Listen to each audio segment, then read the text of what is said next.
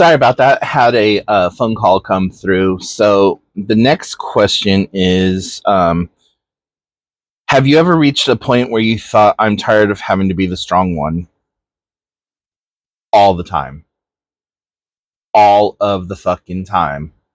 I literally, that's where my suicidal thoughts come from, is just that I'm tired of consistently struggling, not feeling like I have been um, heard properly, or just things like that. And yeah, I do get tired of always having to be strong and push through and do that whole, well, there's always a light at the end of the tunnel type situation. It does get very, very vexing. Um, what's something about your mental health journey that people who watch the channel probably don't realize? That's a good one. But I think I pretty much covered it in the fact that a lot of times I am absolutely shattered inside and just barely holding it together. I have always tried to be very genuine, very honest, very open with everyone about who I am, what I stand for, and even just recently talking about this, you know. Um, but there are so many more facets to who I am and what I'm about and what my life is like. You guys get to see a glimpse 2 times a week, and then you get to hear, well, 3 times a week, and then you get to hear about it on the podcast and read about it on the blog. But there's still so much more that I hold back from everyone. I don't talk about my political affiliations, though most of you may probably already know what those are. I don't talk about my spirituality. Um, there's a lot of things that I just don't talk about on this platform because it's not the platform for it. I don't want you to see my content and be like, oh, well, he's this or he's that, so I'm not going to listen to him anymore. And you know that's fine. You know what? I'm just gonna come out and tell you, fuck it. I am 100% a socialist Democrat. Shock, surprise, awe, nothing. um, I believe in things like free lunch for students. Doesn't matter what their income is. I believe in fully funded schools. I believe that all schools, regardless of their zip code, should have great education access. That they should be access to education should not be limited by a zip code. I think that teachers should make more than sports players. I think that veterans should have 100% of their medical coverage for life. And if they were hurt during their deployment, 100% disability for the rest of their days. No ands, ifs, or buts about it. There's absolutely no reason that we do teachers and do veterans the way that we do. Spiritually speaking, I'm pagan. A lot of people may automatically make assumptions about what that means, and that's okay. One of the college degrees that I have, I'm only a few units away from completing that, but so I'm going to say that I have it, is in spirituality and cultural anthropology with a focus on earth-based spirituality and the practices therein. All of those books that you see behind me is all on New Age spiritualism and um, comparative religious studies. And yes, I have read all of those books. I have read all of the books that are on this shelf about that. So, do I believe in a God? Which one? I am polytheistic, not monotheistic. Monotheistic means that you believe in one God. I believe in multiple gods. Ever since a ever since I was a child, I always believed that there was more than one God, and that's how I was raised up. Also, the biological egg donor, bio mom, whatever term you want to put her by today, um, she brought me up in Native American spirituality. I don't look Native American, but I am Apache Mescalero and I am Norwegian. And I also have Dutch Irish in me as well. I've always wanted to do a 23andMe to get a better understanding of my cultural heritage, but that's who I am, culturally speaking. Do I think one thing is better than another when it comes to spirituality? Absolutely not. There's no clear path. It is what works best for you and keep it moving. Because my idea of God is not going to be the same idea of what God is for you. So I try not to talk about spirituality and I try not to talk about politics on this channel just because those are things that you should not speak about in polite society or conversations.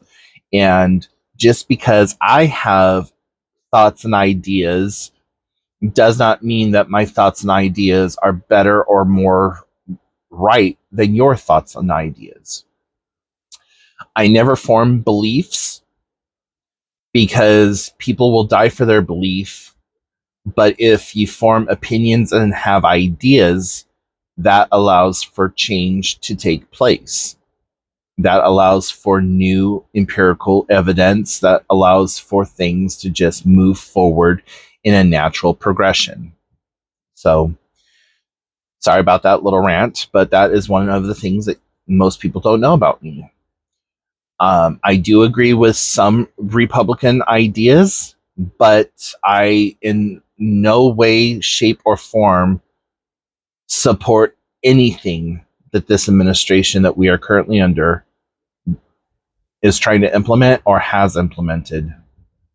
And I am a gay rights activist, and I'm an ally, and I support the LGBTQIA plus community. And if you missed it before, I'm a member of that community as well. And you know, I that it's not changed my. It hasn't changed any of my stuff. Like, I still post the same. I still do whatever. It doesn't matter what I do when I'm not off camera, because that's just a small piece of my life. So, moving on. Do you think you've actually healed, or do you think healing is something that you are going to be doing for the rest of your life? Yes. There is a lot that I have healed from, and there is still so much that I am in the process of healing from.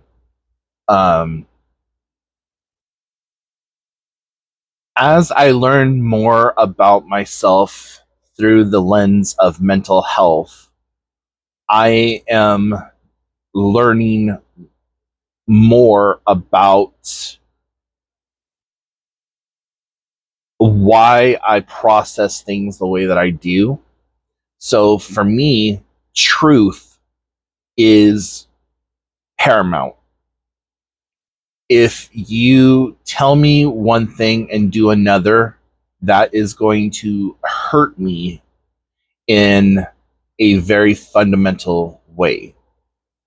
So I do not make plans. I do not make any kind of anything. You know, if you tell me we're going to Walmart and I prepare myself to go to Walmart and then you back out last second, that is seriously going to fuck with me for the rest of the day. If, you know, I have learned over the last couple of years that the only thing that I can really truly make plans for is stuff that I have control over going to, like doctor's appointments and things like that. That's like the only thing that's actually set in stone. Um, I could get a phone call in the next 20 minutes and say, hey, um, going to Paris and you're coming with me. Cool. And I would pack up a bag and be ready for somebody to come and pick me up and go to Paris. That's the kind of life I live. Even when I was part of the working force, that's the kind of life I lived, you know. Oh, well, you're supposed to work Tuesday. Well, sorry, my grandma called me and said that she needed me to come and take her to the doctor. And, well, my grandma takes precedence over everything. Well, if you don't show up, don't show up. Okay. Then I will come by in about 45 minutes to pick up my last paycheck and fuck you very much. So that's one thing that I've never played with when it comes to family, and especially to my grandmother when she was alive. Fuck the universe. I would kill to like help that woman. Now I would get yelled at by her, and she would not have wanted that, but that's literally what I would have done to help her. Let's see.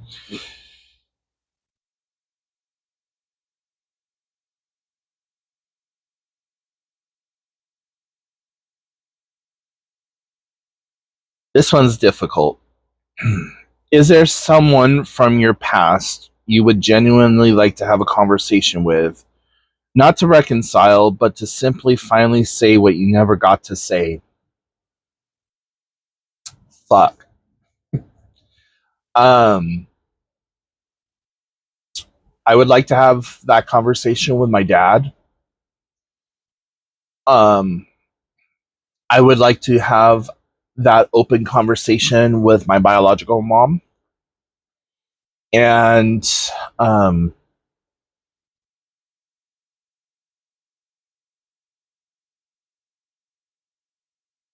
there's a couple of exes that I would like to have had that conversation with also.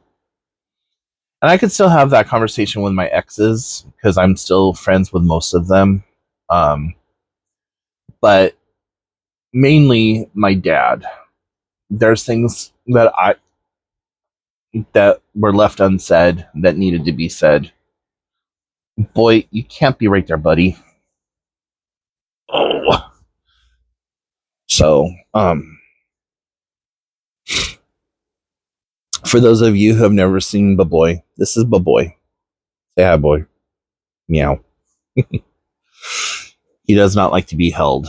And I have a fresh cup of coffee next to my keyboard, and I don't want that keyboard to get destroyed. Um, so yeah, there's those conversations that I would like to have with those people from my past.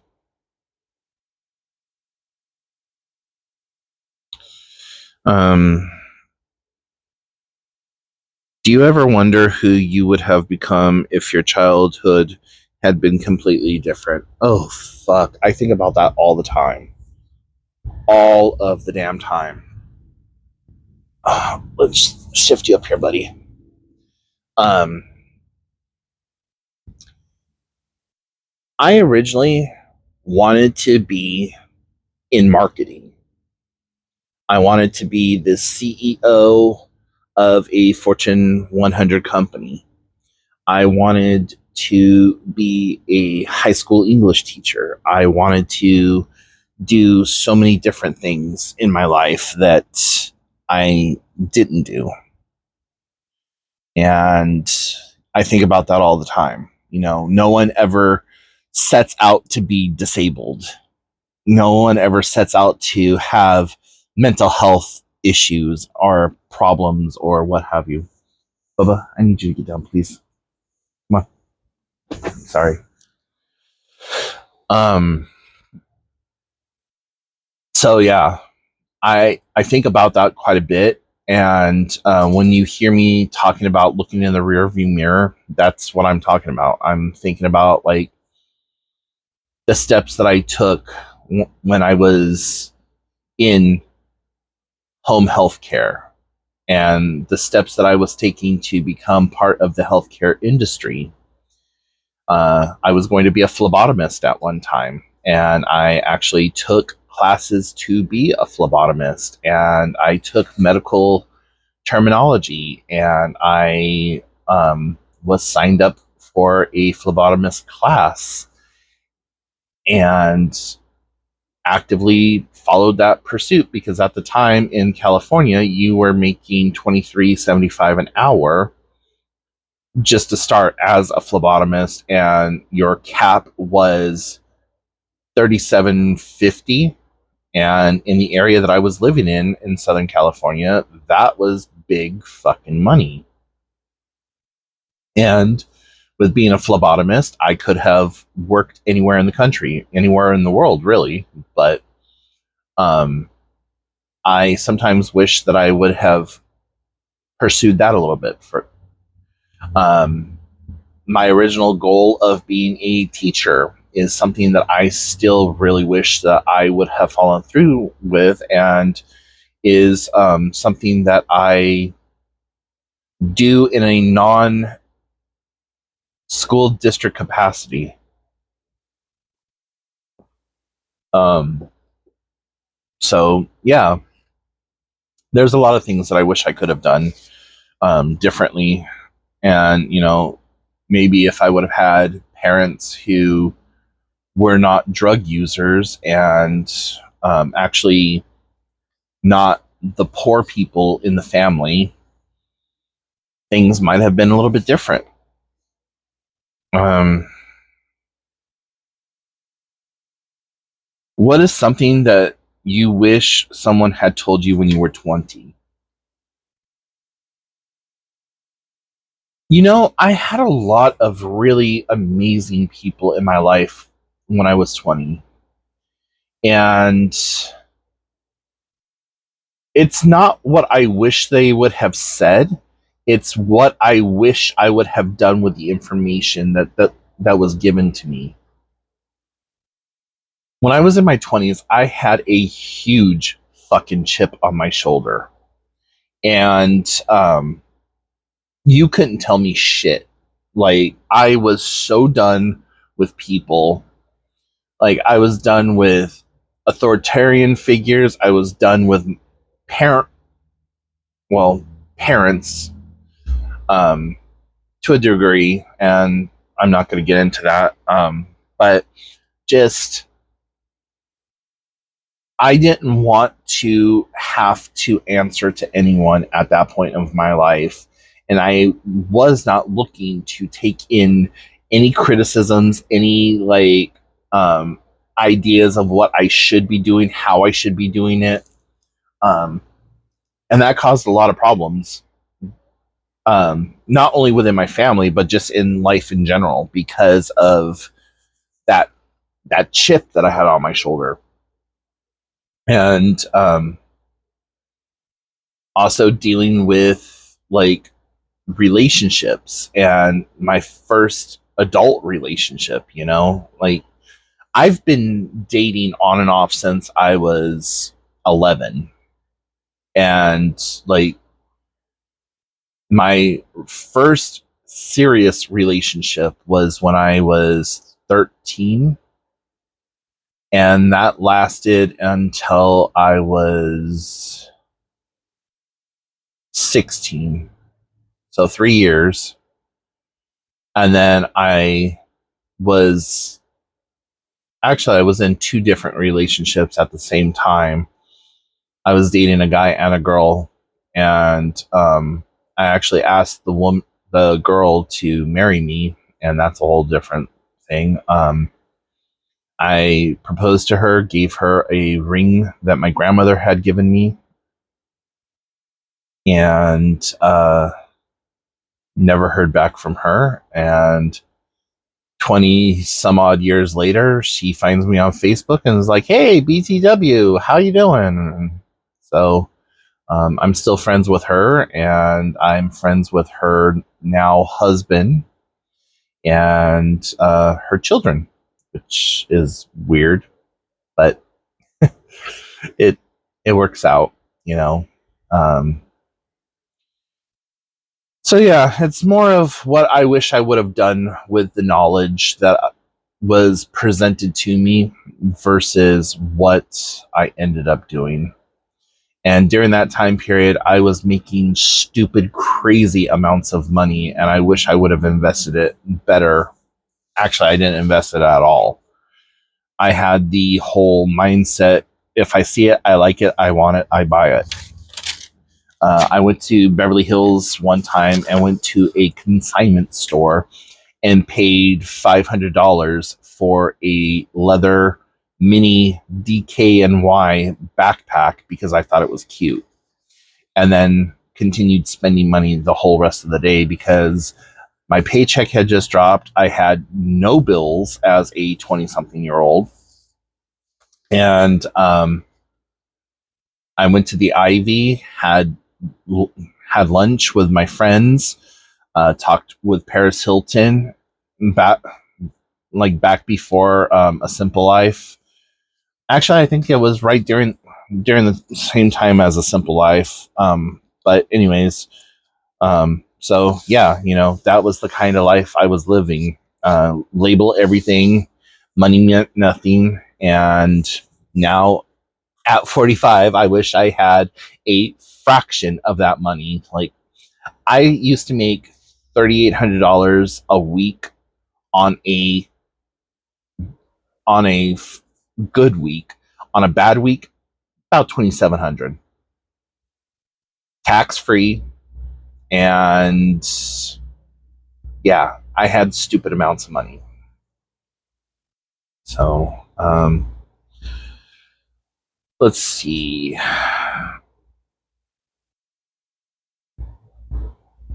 The next one is talking about Hello Cupcake It's Me, and it says, "Was there anything about Hello Cupcake It's Me that was difficult to put into words?" A lot. Um, there has been a lot of times when I have been typing a post that I'm sitting here absolutely just drenched in tears. Um, so yeah, there's that. And the last question for this is going to be, let's see. What is something completely ordinary that makes you ridiculously happy? And on that, what is your biggest irrational fear and something that people assume about you that is completely wrong? Okay, so I'm going to try to get into that really quickly. So, something that makes me ridiculously happy is finding something from my childhood and being able to buy it with my adult money. That makes me ridiculously, stupidly happy. So, one such item, this is probably going to cause the downfall of the universe here, but this completely useless, completely random, made me so fucking happy when I found it because this was one of my favorite toys growing up. And if you've never seen one, this is a see and say. So you point your little thing to whatever, and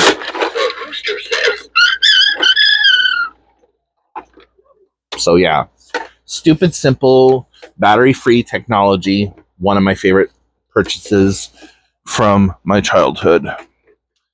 Um, what was the other one? Makes you genuinely happy. An irrational fear. It's not an irrational fear, but it is a fear. I have a huge fear of coyotes. And that's because when I was little, living out in the deserts of Southern California, we had our front door open one night with a screen door, and one jumped through and tried to take me. And ever since then, I have been deathly afraid of coyotes. No other animals strike fear into me like a coyote does. And one thing that people assume about you that is completely wrong is that I am an asshole. Like because I have dissociative identity disorder, multiple personality disorder, whatever you want to call it. I'm never quite sure who's going to come out, and I don't have control of who says what and when that happens. And so I've had people come up to me and they're like, "You have just been a complete asshole this entire time." I'm like, "Well, sorry, not sorry. You know, it's kind of a double-edged sword type situation. What did you do to provoke that?" That's always my question when people bring stuff up like that. Like, okay, so what did you do to elicit that reaction from me? And people don't like that. They're like, "Oh, I didn't do nothing. You were just an asshole." Well, there had to have been a reason for that personality to come out. But typically, 9 times out of 10, I am very even keel, and I am a people pleasing person. So, anyways, guys, I hope I love doing these type of things. So please bring more in. And I know this video is ridiculously long, but I hope that gives you a little insight. And so, because I'm running out of recording time, I'm going to finish it up right here. Remember, you are doing the best you can with what you have available to you. And in a world full of Karens, be somebody who cares in the world. And I will talk to you next time. Take care, everyone.